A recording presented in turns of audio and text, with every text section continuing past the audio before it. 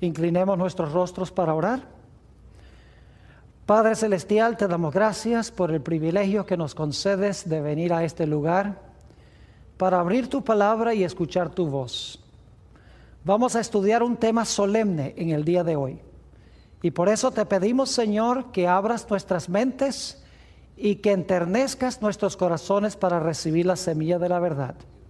Y te damos gracias, Padre, por escuchar y responder nuestra oración, porque te lo pedimos en el precioso nombre de tu Hijo, Cristo Jesús. Amén. En el libro de Apocalipsis se encuentra en sus primeros capítulos la historia de las 7 iglesias. Ahora, las 7 iglesias, según la mayoría de los eruditos, representan 7 periodos consecutivos en la historia de la iglesia cristiana, desde los días de los apóstoles hasta el fin del tiempo. Es decir, que las 7 iglesias eran iglesias literales en Asia Menor, pero Dios las escogió para ilustrar características de la iglesia en 7 periodos consecutivos de toda la historia de la iglesia, desde los días apostólicos hasta el fin del tiempo.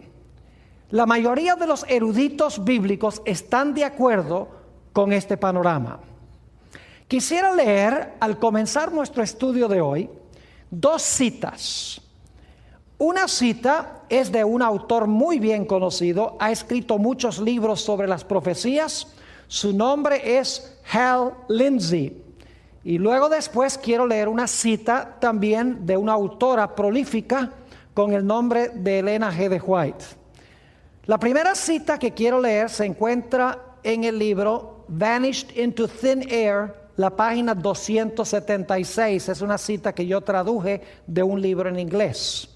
Dice Hal Lindsey lo siguiente: yo creo que estas 7 iglesias fueron escogidas y puestas en su orden por nuestro omnisciente Señor, porque tenían problemas y características que iban a profetizar 7 etapas de la historia por las cuales habría de pasar la iglesia universal.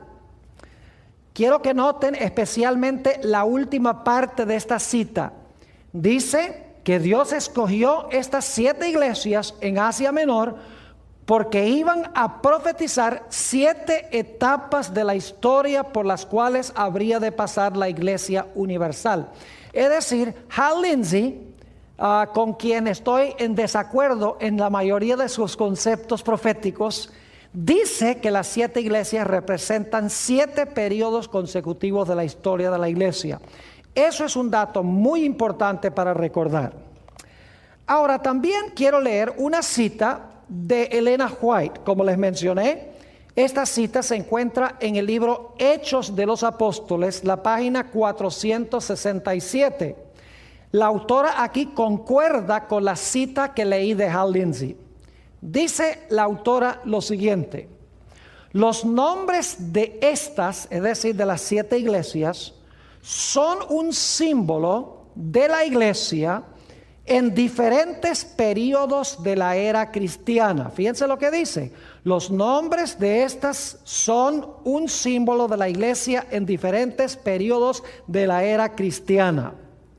Luego sigue diciendo, el número 7 indica algo completo y significa que los mensajes se extienden hasta el fin del tiempo, mientras que los símbolos usados revelan la condición de la iglesia en diferentes periodos de la historia.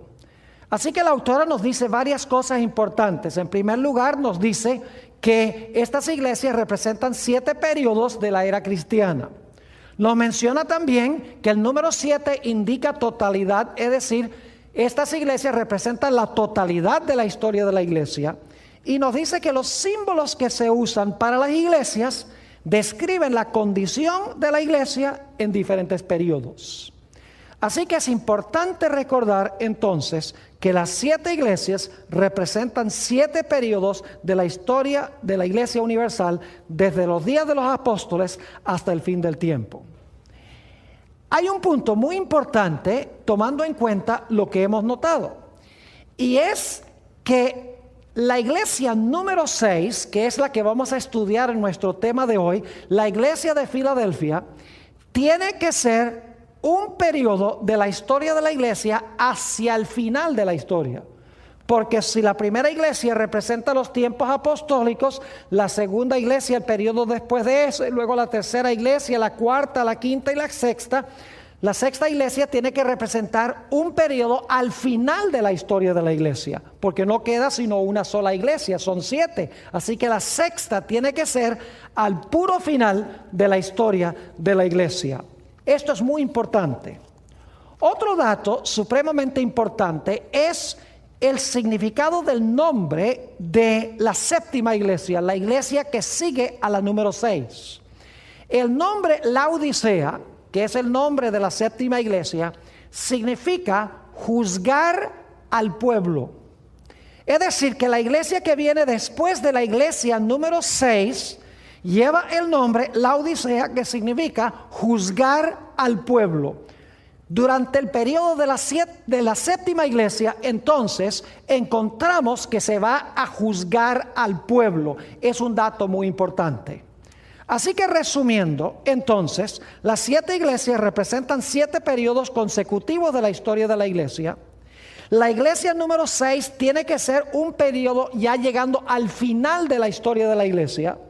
La iglesia número 7, el significado del nombre Laodicea es juzgar al pueblo, lo cual significa que la iglesia número 6 viene inmediatamente antes de iniciarse el juicio. Ahora, con este marco histórico, podemos entrar a estudiar el mensaje a la iglesia de Filadelfia, la sexta iglesia. Si tienen sus Biblias, vayan conmigo al libro de Apocalipsis, el capítulo 3 y los versículos 7 y 8. Apocalipsis 3 y el versículo 7 y 8. Y recuerden, voy a recalcar otra vez este punto muy importante, y es que esta es la iglesia número 6, tiene que ser ya hacia el final de la historia de la iglesia. Y es la iglesia que viene inmediatamente antes de la iglesia en que se juzga al pueblo de Dios. Dice allí en Apocalipsis 3 y el versículo 7 lo siguiente: escribe al ángel de la iglesia en Filadelfia, esto dice el santo, el verdadero, el que tiene la llave de David. Ahora yo pregunto, ¿qué era David? Bueno, todos sabemos que David era un rey. Así que el que tiene esta llave de David tiene que estar en la línea de los reyes. Es decir, según dice este mensaje, tiene la llave de David. Y ahora note lo que sigue diciendo: el que abre y ninguno cierra, y cierra y ninguno abre. Ahora, ustedes saben que una llave se usa para abrir una puerta. Aquí dice que el personaje que se menciona en esta iglesia, que dicho sea de paso es Jesús, tiene la llave de David. Y con la llave abre y ninguno cierra, y con la llave cierra y ninguno abre. Ahora la pregunta clave es: ¿qué es lo que abre y qué es lo que cierra? Sigamos leyendo. Dice: yo conozco tus obras. He aquí, he puesto delante de ti una puerta abierta, la cual nadie puede cerrar. Porque aunque tienes poca fuerza, has guardado mi palabra y no has negado mi nombre. Es decir, el propósito de la llave es para abrir una puerta y para cerrar otra puerta. Y uno se pregunta, ¿cuál puerta es la que cierra esta llave y cuál puerta es la que abre esta llave? En la iglesia de Filadelfia hay una puerta que se le coloca enfrente a esta iglesia y se le invita a esta iglesia a entrar por esa puerta que ha sido abierta por la llave. Ahora, para entender la llave de David necesitamos regresar al Antiguo Testamento, porque este pasaje de Apocalipsis 3, 7 y 8 viene de un pasaje que encontramos en el libro de Isaías. Vuelvan conmigo a Isaías, el capítulo 22 y los versículos 21 y 22. Isaías 22 y el versículo 21 y 22. Y acuérdense que en el libro de Apocalipsis se está hablando es del Señor Jesucristo.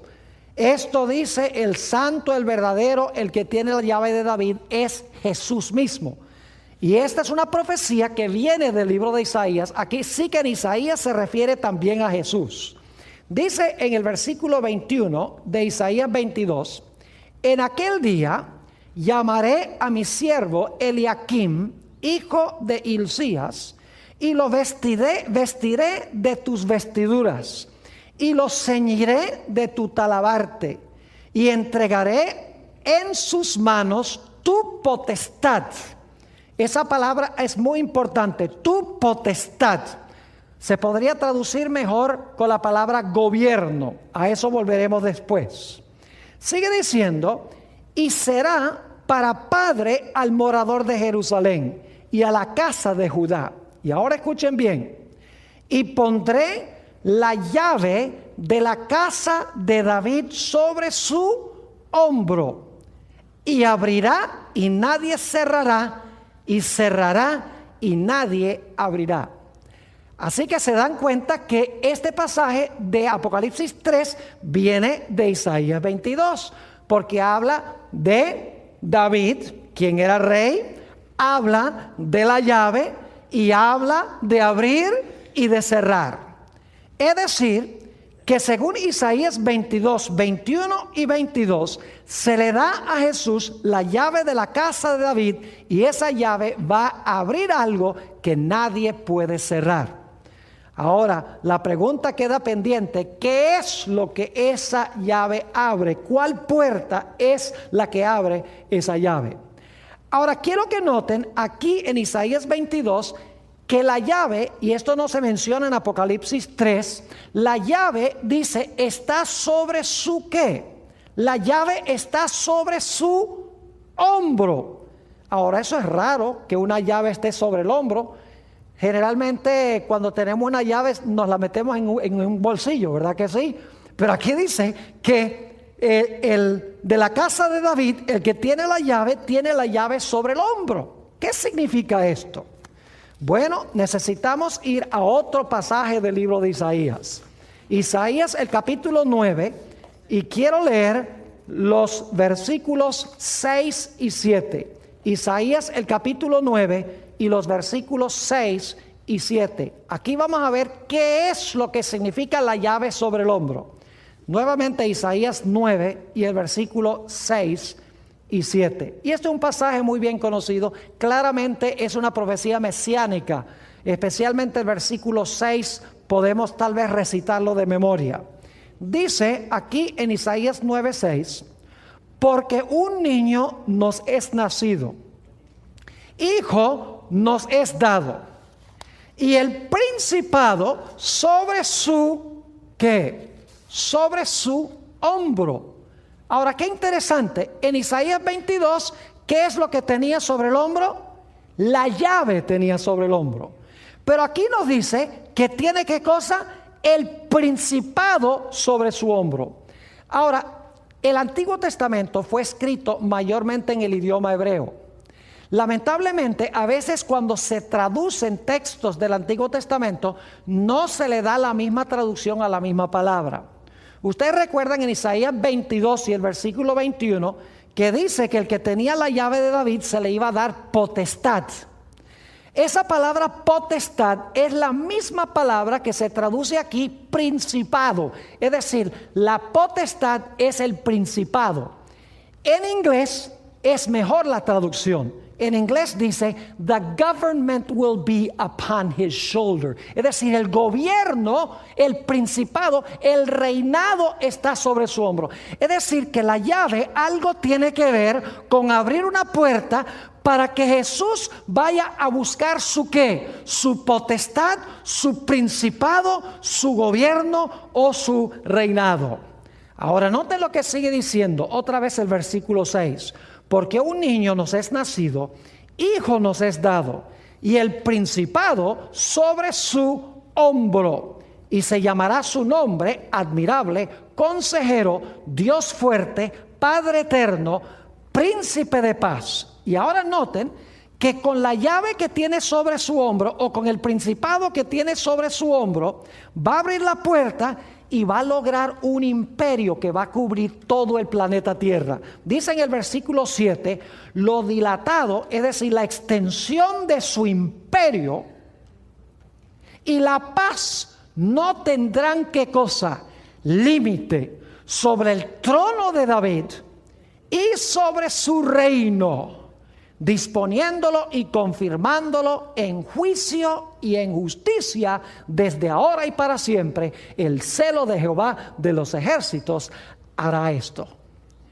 Es decir, que la llave que está sobre su hombro se usa para él buscar su principado, para lograr su reino. En otras palabras, un reino que tendrá una extensión universal. De alguna manera, la llave abre una puerta, Jesús entra por la puerta para que se le entregue su reino, que es un reino o un imperio universal y mundial.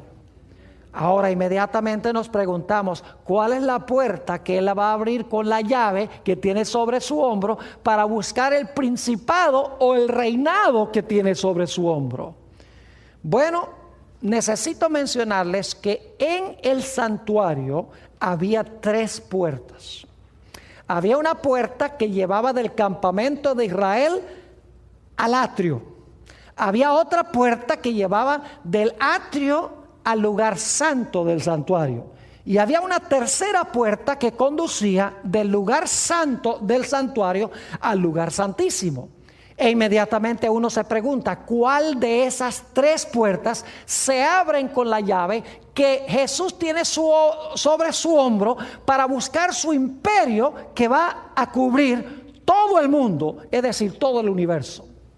Bueno, no puede ser la primera puerta.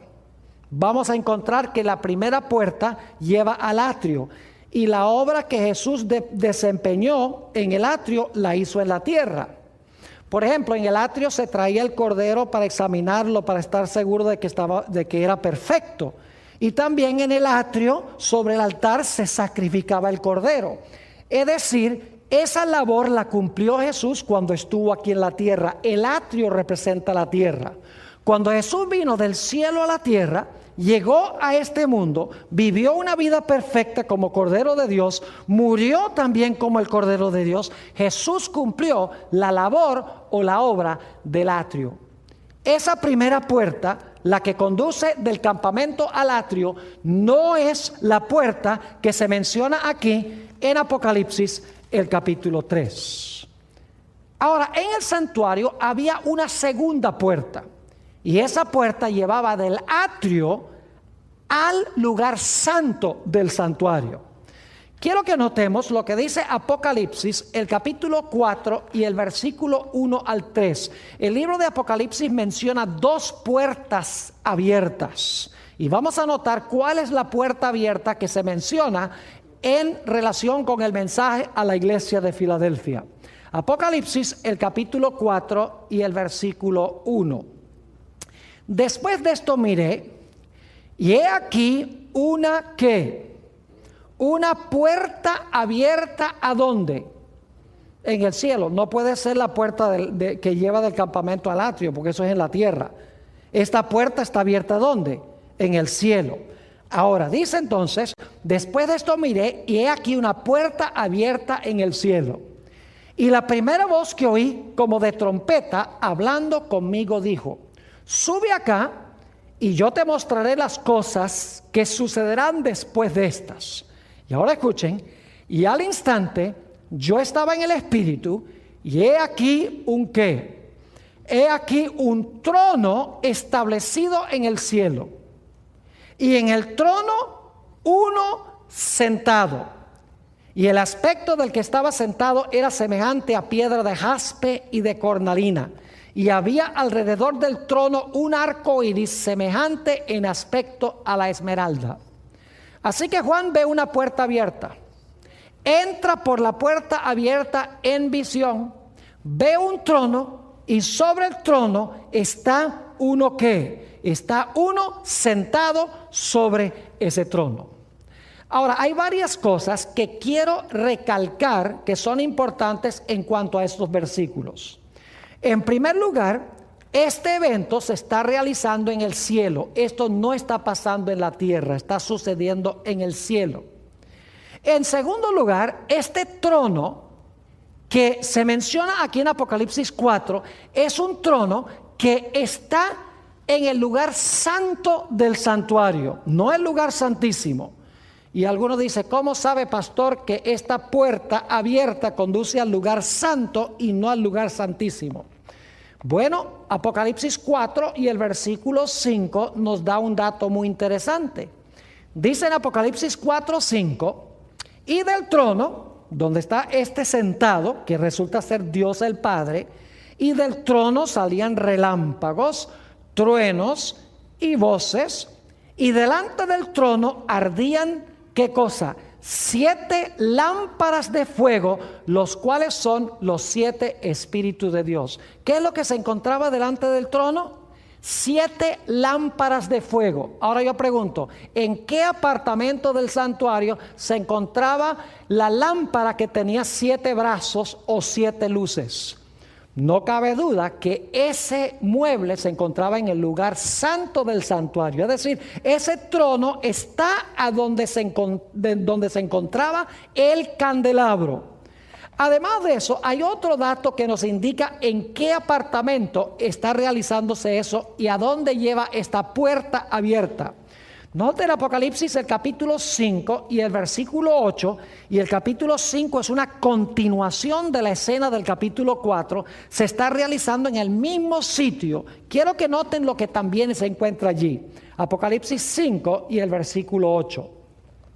Y cuando hubo tomado el libro, los 4 seres vivientes y los 24 ancianos se postraron delante del Cordero. Todos tenían arpas, y note lo que sigue diciendo, y copas de oro llenas de ¿qué? Llenas de incienso, que son las oraciones de los santos. Noten que allí donde está el trono se encuentran copas llenas de incienso, que son las oraciones de los santos. Ahora yo pregunto, ¿a dónde en el santuario se presentaba el incienso? No cabe duda que el incienso se presentaba en el lugar santo, a donde se encontraba el altar de oro. Leamos en conjunción con esto Apocalipsis 8 y el versículo 3 y 4. Apocalipsis el capítulo 8 y el versículo 3 y también el versículo 4.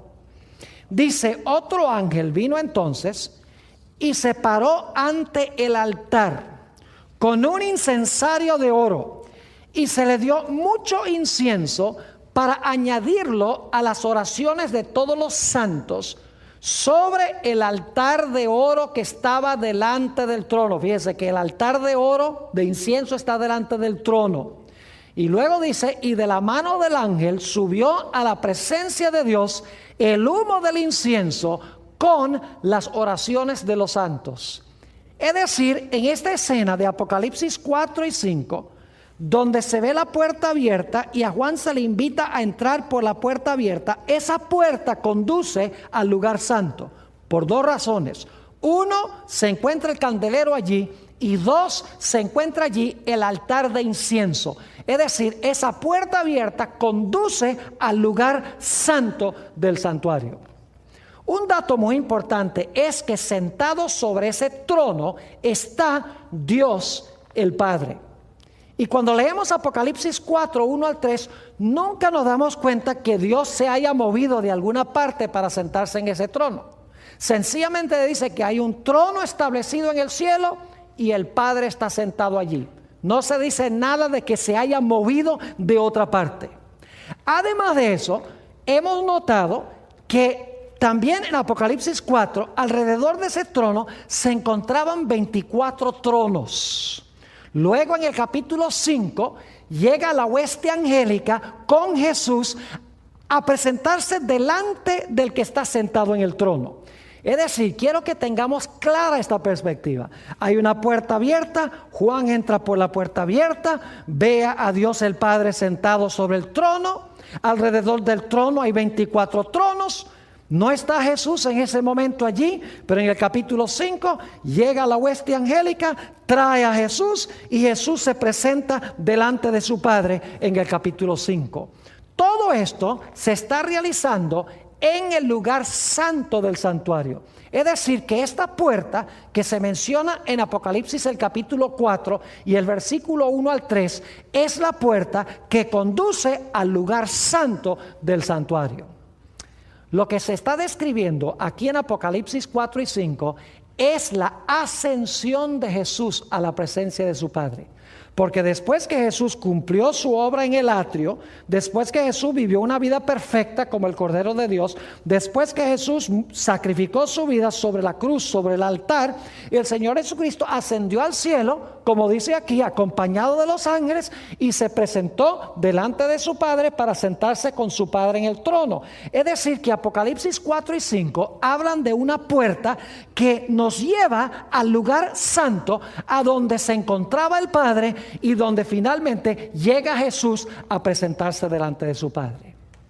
Pero ahora necesitamos ir a otra puerta. Dicho sea de paso, antes de leer el texto sobre esa otra puerta, necesito dejar muy en claro este punto, y es que la puerta de la cual vamos a leer ahora no puede ser la misma puerta de Apocalipsis del capítulo 4. Porque vamos a encontrar que hay otro mueble que está allí en este texto. No se encuentra el altar de incienso, ni se encuentra el candelabro, se encuentra otro mueble detrás de esa puerta.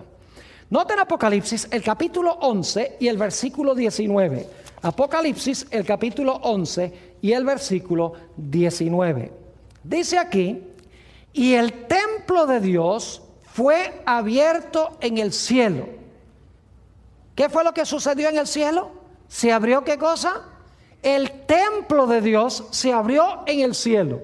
Y ahora escuchen lo que dice: y el arca de su pacto se veía en el templo, y hubo relámpagos, voces, truenos, un terremoto y grande granizo. Ahora yo quiero preguntar, ¿esta puerta a dónde conduce? ¿Al lugar santo del santuario? No. Esta puerta conduce al lugar santísimo del santuario. Y quiero que noten que esta puerta no estuvo siempre abierta. Esta puerta llegó un momento cuando se abrió. Y cuando se abrió esta puerta, se vio adentro, ¿qué mueble? El arca del pacto. Ahora yo pregunto, ¿a dónde se encontraba en el santuario el arca del pacto? Ustedes saben, el arca del pacto se encontraba dentro del lugar santísimo del santuario. Es decir, que esta puerta de Apocalipsis 11:19 conduce ¿a dónde? Al lugar santísimo del santuario. Ahora quiero repasar lo que hemos estudiado sobre las tres puertas. La primera puerta es la que conduce del campamento al atrio. Jesús, cuando vino del cielo, se presentó en el atrio, vivió una vida perfecta como cordero, murió en la cruz. La segunda puerta conduce al lugar santo del santuario. Jesús ascendió al cielo, se presentó delante de su Padre, quien estaba sentado en el trono, fue traído por los ángeles, había tronos con 24 seres sentados en los tronos, es decir, que representa el comienzo de la obra sacerdotal de Jesús en el cielo. Y luego tenemos la tercera puerta, que es la puerta que conduce al lugar santísimo del santuario. Ahora, un detalle cronológico muy importante que es este. Apocalipsis 4 y 5 está hablando de un evento que sucedió al comienzo de la historia de la iglesia cristiana, porque Jesús ascendió y luego entonces comienza la historia de la iglesia. Apocalipsis 11:19 no está hablando del comienzo de la historia de la iglesia, sino que está hablando de un evento que se realiza hacia el final de la historia de la iglesia. Y eso lo sabemos porque Apocalipsis 11:19, donde se abre el templo y se ve el arca del pacto, se está realizando bajo la sexta trompeta de Apocalipsis. Es decir, las trompetas cubren el mismo periodo de las iglesias. La sexta iglesia es hacia el final de la historia. Así que la sexta trompeta también tiene que ser hacia el final de la historia de la iglesia. Ahora, necesitamos compaginar este mensaje a la iglesia de Filadelfia, y lo que quiero mostrarles es que la puerta que se presenta delante de la iglesia de Filadelfia es la puerta que conduce al lugar santísimo. No puede ser la puerta que conduce al lugar santo, porque la sexta iglesia ya es al final de la historia.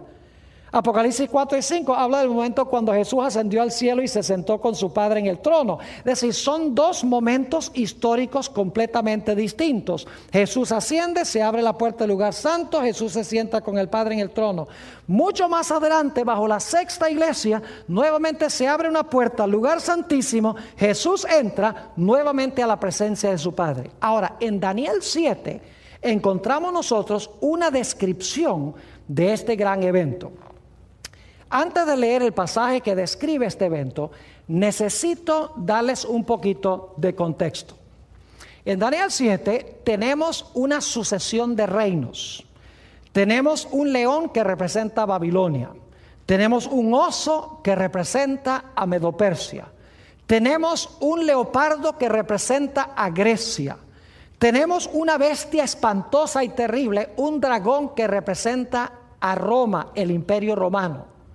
Luego tenemos un cuerno pequeño que sube de la cabeza de ese dragón, que representa otra Roma, Roma religiosa, representa la iglesia romana. Es decir, tenemos un desarrollo de la historia desde Babilonia, Medo-Persia, Grecia, Roma y luego Roma religiosa o la iglesia romana. Y ahora quiero que noten lo que sucede después de la historia de la iglesia romana, que dura 1260 años.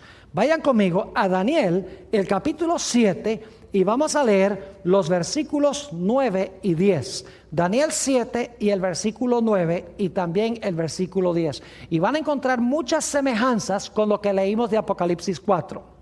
Dice allí: estuve mirando hasta que fueron puestos tronos. ¿Había tronos en Apocalipsis 4? Claro que sí. Dice, fueron puestos tronos y se sentó un anciano de días. Yo pregunto, ¿estaba sentado ya allí? No, porque dice que fueron puestos tronos y el anciano de días, ¿qué pasó? Se sentó, que significa que antes estaba parado. Sigue diciendo, cuyo vestido era blanco como la nieve y el pelo de su cabeza como lana limpia. Su trono llama de fuego y las ruedas del mismo fuego ardiente. Un río de fuego procedía y salía delante de él. Millares de millares le servían y millones de millones asistían delante de él. El juez se sentó y los libros, ¿qué? Los libros se abrieron. ¿Ven ustedes los mismos elementos que encontramos en Apocalipsis 4? ¿Hay un trono, sí o no? Claro que sí. ¿Hay uno sentado en el trono? ¿Cómo no? ¿Hay tronos también? Claro que sí. ¿Está la hueste angélica? ¿Cómo no? Pero es un poco diferente la escena, porque en Apocalipsis 4, Dios el Padre sencillamente está sentado allí. No se dice que se movió ahí de ninguna parte. Mientras que aquí dice que el Padre entró, se colocó el trono y luego el Padre ¿qué? Se sentó. Y los otros seres sobre los tronos también llegaron y se sentaron. Y después de sentarse, dice que los libros se abrieron y comenzó ¿qué cosa? Comenzó el juicio. Ahora quiero leer algunos otros versículos de Daniel el capítulo 7 para que ustedes se den cuenta la descripción adicional que se da de este evento. Daniel 7, versículos 26 y 27. Dice, pero se sentará el juez. ¿Qué va a pasar? Se va a sentar el juez y le quitarán su dominio para que sea destruido y arruinado hasta el fin. Y ahora escuchen bien. Y que el reino y el dominio y la majestad de los reinos debajo de todo el cielo sea dado al pueblo de los santos del Altísimo, cuyo reino es reino eterno, y todos los dominios les servirán y obedecerán. ¿Cuál es el resultado del juicio? El resultado del juicio es que a Jesús se le va a dar el reino ¿qué? Se le va a dar el reino eterno. Lo mismo que encontramos el mensaje a la iglesia de Filadelfia. Ahora, quiero que noten Daniel 7 y el versículo 13 y 14. Ustedes notan que se colocan tronos, se coloca un trono, el Padre se sienta en el trono, los libros se abren. Y entonces, como en Apocalipsis 4, ahora se presenta Jesús delante del Padre. Daniel 7 y el versículo 13 y 14. Y miraba yo en la visión de la noche, y he aquí, con las nubes del cielo, venía uno como un hijo de hombre, que vino hasta ¿dónde? Que vino hasta el anciano de días, y le hicieron acercarse delante de él. ¿Y qué hace cuando entra ya a donde se encontraba Dios el Padre? Dice, le fue dado ¿qué cosa? Dominio, gloria y reino, para que todos los pueblos, naciones y lenguas le sirvieran. Su dominio es dominio eterno que nunca pasará, y su reino uno que no será no será destruido. Yo pregunto entonces, en Apocalipsis el capítulo 3, la iglesia de Filadelfia dice que se le da una llave. Vimos que la llave está sobre el hombro, el principado está sobre el hombro, y luego se dice que su reino no va a tener fin ni va a tener límites de extensión. Yo pregunto, ¿es la misma escena que encontramos en Daniel el capítulo 7? Claro que sí. Ahora, quiero que noten el detalle cronológico, que es lo importante. La iglesia de Filadelfia, en la sexta iglesia, ya al final de la historia de la iglesia, la siguiente iglesia es la iglesia del juicio, porque la Odisea significa juzgar al pueblo. De la misma manera, en Daniel 7 encontramos que el Padre entra, se sienta, luego llega Jesús con los ángeles, entra por la puerta al lugar santísimo, y entonces se le da a Jesús su reino, un reino que no será corrompido, un reino que es de extensión universal. Y quiero que noten que se le da el reino después de Babilonia, Medo-Persia, Grecia, Roma y el periodo de la iglesia romana, que son 1260 años. Ahora quiero que analicemos otro detallito interesante en cuanto al mensaje a la iglesia de Filadelfia. Vayan conmigo a Apocalipsis, el capítulo 3 y el versículo 9. Apocalipsis el capítulo 3 y el versículo 9. Un detallito muy interesante. Dice aquí, he aquí, yo entrego de la sinagoga de Satanás a los que se dicen ser judíos y no lo son, sino que mienten. He aquí, yo haré que vengan y se postren a tus pies y reconozcan que yo te he amado. Noten que en conjunción con la iglesia de Filadelfia se menciona ¿qué cosa? La sinagoga de Satanás. Y dice que se dicen ser judíos, pero no lo son. Ahora, ¿qué quiere decir este lenguaje? Que en la iglesia de Filadelfia hay personas que dicen que son judíos y no lo son. Esto no puede referirse a judíos literales. Y ustedes dicen, ¿por qué razón no?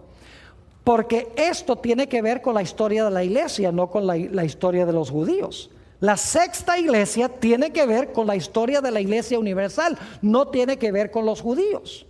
Entonces la pregunta es, ¿qué significa la sinagoga de Satanás que se encontraba allí en la iglesia de Filadelfia? Necesitamos entender, mis queridos hermanos, lo que significa un judío en el Nuevo Testamento.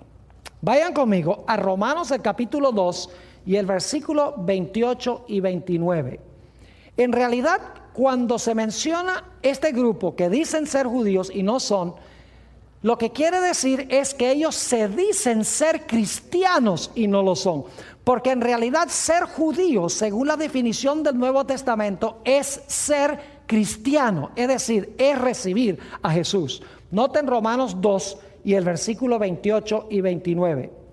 Dice, pues no es judío el que lo es exteriormente. Es decir, un judío puede ser exteriormente judío, pero según el apóstol Pablo no es judío. Dice, pues no es judío el que lo es exteriormente, ni es la circuncisión la que se hace exteriormente en la carne. La verdadera circuncisión no es la literal de un judío, sino que es un judío el que lo es en lo interior.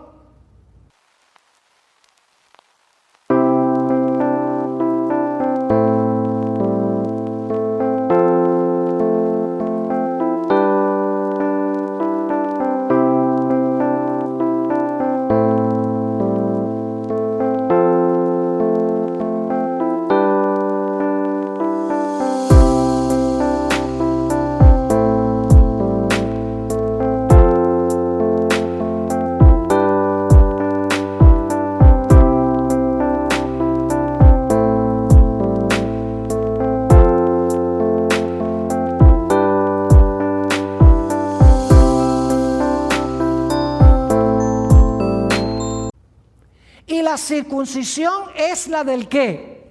La del corazón, en espíritu, no en letra, la alabanza del cual no viene de los hombres, sino de Dios. Yo pregunto, ¿qué es un judío realmente? ¿Un judío es uno lo que es exteriormente judío? No. Un judío es el que ha tenido una transformación de su ¿qué? De su corazón, que ha recibido a Jesús como su Salvador y su Señor. Noten Romanos 9 y el versículo 6 al 8. Romanos 9 y el versículo 6 hasta el versículo 8. Dice el apóstol Pablo: no que la palabra de Dios haya fallado, porque no todos los que descienden de Israel son israelitas. Es decir, no todo israelita es israelita, dice el apóstol Pablo. Entonces, ¿quién es el israelita? Sigue diciendo: no por ser descendientes de Abraham son todos hijos, sino en Isaac se será llamada descendencia. Esto es, no los que son hijos según la carne son los hijos de Dios, es decir, no los judíos literales son los hijos de Dios, sino que los que son hijos según la promesa son contados como descendientes. Es decir, ser judío no significa tener la sangre de Abraham en las venas, no significa estar circuncidado, no significa vivir en la tierra de Israel. Ser judío significa tener un corazón transformado por Jesús, significa haber recibido de verdad a Jesús como Salvador y como Señor. Fíjense en San Juan el capítulo 8 y el versículo 37, y luego voy a saltar al versículo 44. Aquí Jesús estaba hablando con los judíos que profesaban ser simiente de Abraham. Y yo quiero que noten lo que Jesús les dijo. Estos que rechazaban a Jesús, Jesús les dice: ustedes no son hijos de Abraham, ustedes no son judíos. Ustedes se dicen ser judíos, pero no son, porque me han rechazado a mí. Noten San Juan 8 y el versículo 37. Dice Jesús: sé que sois descendientes de Abraham. Es decir, yo sé que ustedes son descendientes de Abraham, pero procuráis matarme, porque mi palabra no haya cabida en vosotros. Versículo 44. Vosotros sois de vuestro padre, ¿qué cosa? El diablo, y los deseos de vuestro padre queréis hacer. Él ha sido homicida desde el principio y no ha permanecido en la verdad, porque no hay verdad en él. Cuando habla mentira, de lo suyo habla, porque es mentiroso y padre de mentira. Fíjense que Jesús le dice a los judíos: yo sé que ustedes descienden de Abraham, pero ustedes no son descendientes de Abraham, ustedes no son judíos, porque ustedes me quieren matar a mí. Abraham me amó, quería ver mi día, estaba contento cuando sabía que yo iba a venir, pero ustedes dicen ser hijos de Abraham y quieren matarme, así que ustedes no son hijos de Abraham, nada. Aunque son judíos literales, en realidad no son judíos en verdad, porque no han recibido a Jesús como Salvador y Señor.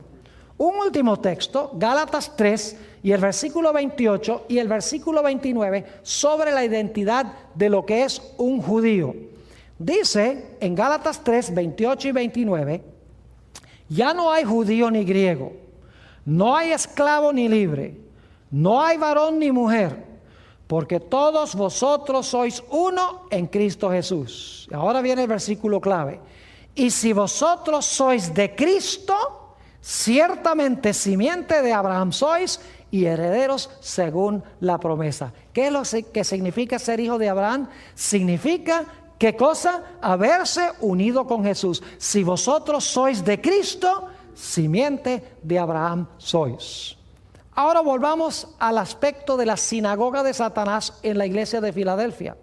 Recuerden que esto no tiene nada que ver con judíos literales, porque esta es la sexta iglesia. Ya los judíos han sido rechazados como nación mucho tiempo antes.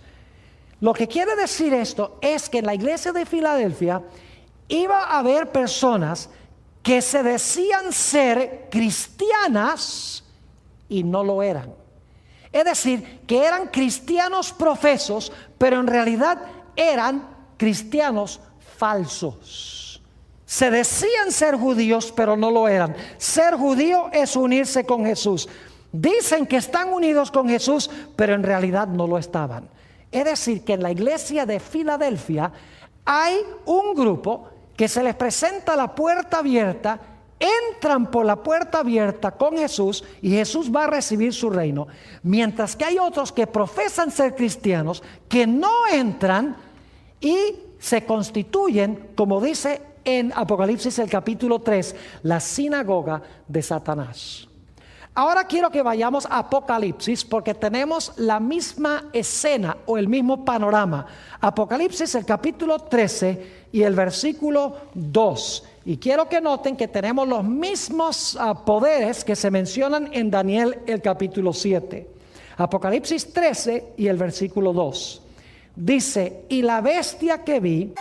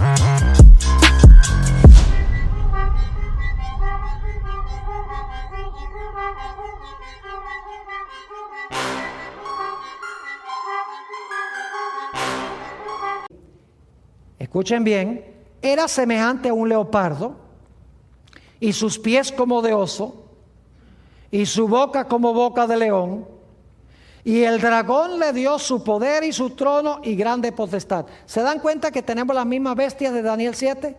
Tenemos un león, tenemos un oso, tenemos un leopardo y tenemos un dragón. Y luego, por la escasez de tiempo, solo voy a mencionar esto. Luego dice que el dragón le da a la bestia su trono, su poder y su potestad, y entonces la bestia gobierna el mismo periodo de tiempo que el cuerno pequeño. Es decir, que Apocalipsis 13 presenta el mismo panorama de Daniel 7. En Daniel 7 tenemos un león, oso, leopardo, dragón. Luego sale un cuerno pequeño que gobierna 1260 años. Luego entonces viene la escena del juicio. El juez se sienta, Jesús viene con los ángeles y empieza el juicio. Aquí tenemos las mismas bestias: el león, el oso, el leopardo, el dragón. Y luego la bestia gobierna 42 meses, es decir, el mismo periodo de 1260 años. Y luego quiero que noten que después que gobiernan el león, el oso, el leopardo, el dragón y la bestia durante el mismo periodo que el cuerno pequeño, quiero que noten lo que sucede inmediatamente después. En Daniel 7 dice que inmediatamente después viene el juicio. Ahora quiero que noten que en Apocalipsis 14, inmediatamente después de estos poderes, también viene el juicio. Apocalipsis 14 y el versículo 6 y 7. Apocalipsis 14 y el versículo 6 y 7.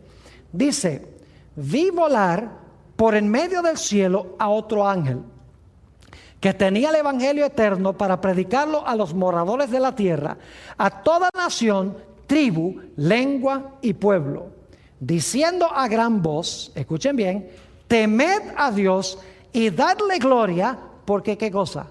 Porque la hora de su juicio ha llegado, y adorad a aquel que hizo el cielo, la tierra, el mar y las fuentes de las aguas. Fíjese que en el contexto de estas bestias que se mencionan en Apocalipsis 13, que vimos en Daniel 7, inmediatamente después que gobiernan estos poderes, dice que empieza el juicio, tanto en Daniel como en el libro de Apocalipsis. Ahora, yo quiero que ustedes noten también que inmediatamente después que Apocalipsis 14, 6 y 7 dice, la hora de su juicio ha llegado, en el siguiente versículo, en el versículo 8 de Apocalipsis 14, se dice algo muy interesante. Note lo que dice Apocalipsis 14 y el versículo 8. Otro ángel le siguió diciendo, ha caído, ¿qué cosa? Babilonia, la gran ciudad, porque ha hecho beber a todas las naciones del vino del furor de su fornicación. Ahora fíjense qué interesante. En el mensaje a la iglesia de Filadelfia se coloca una puerta abierta. Esa puerta abierta conduce al lugar santísimo donde está el arca, donde se va a desempeñar el juicio para que Jesús reciba su reino.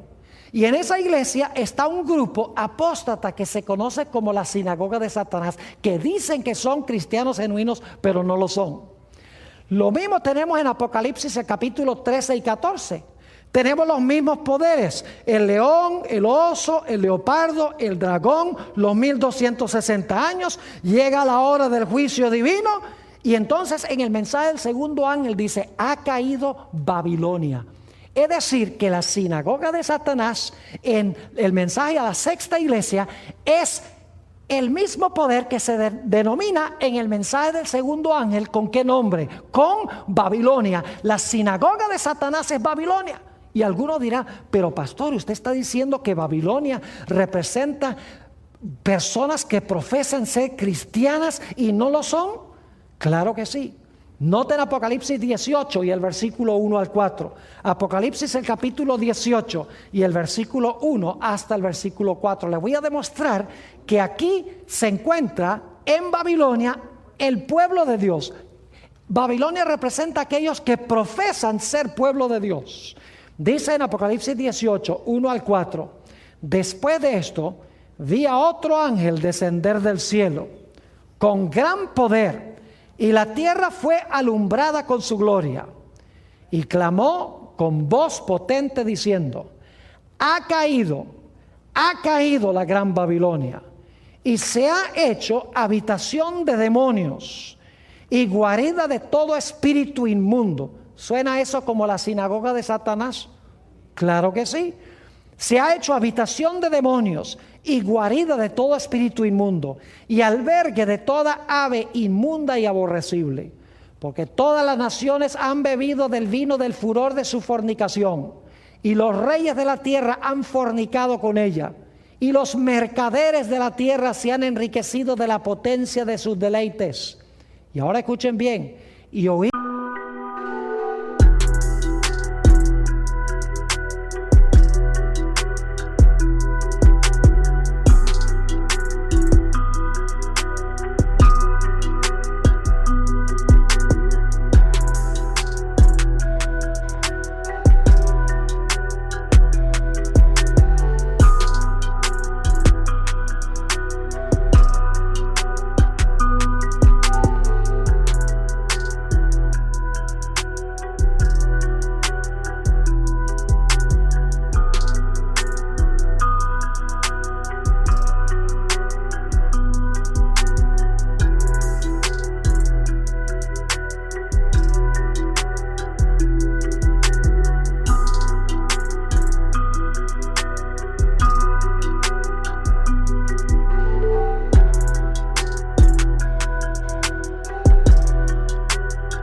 otra voz del cielo que decía, salid de ella, ¿qué?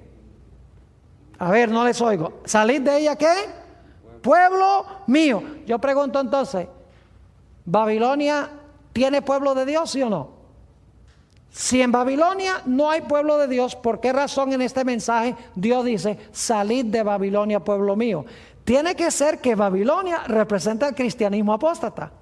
Y que Dios tiene verdaderos creyentes en Babilonia, que son sinceros de corazón, que en verdad han recibido a Jesús, pero no conocen mejor y están en Babilonia.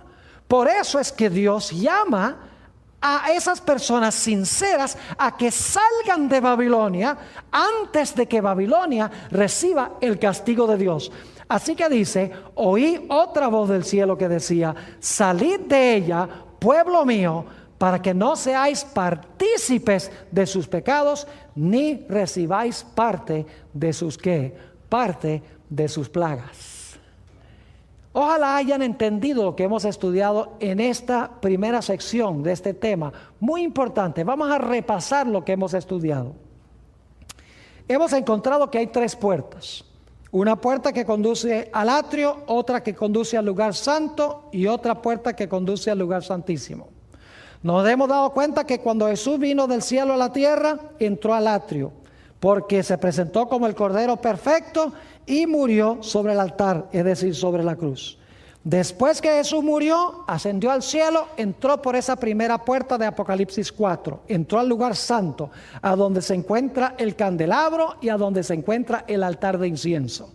Y ahí estuvo Jesús durante mucho tiempo, más de 1800 años estuvo Jesús en el lugar santo. Pero bajo la iglesia de Filadelfia, que se describe también en Daniel el capítulo 7 y Apocalipsis el capítulo 14, después que pasaron Babilonia, Medo-Persia, Grecia, Roma, la iglesia romana, comenzó el juicio. Se abrió esa puerta de Apocalipsis 11:19, que es la misma puerta que se le presenta a la iglesia de Filadelfia, y entonces el Padre entró por esa puerta al lugar santísimo donde está el arca del pacto y se sentó. Y luego entonces dice que el Señor Jesucristo fue traído por los ángeles a donde se encontraba el Padre para participar en la obra del juicio.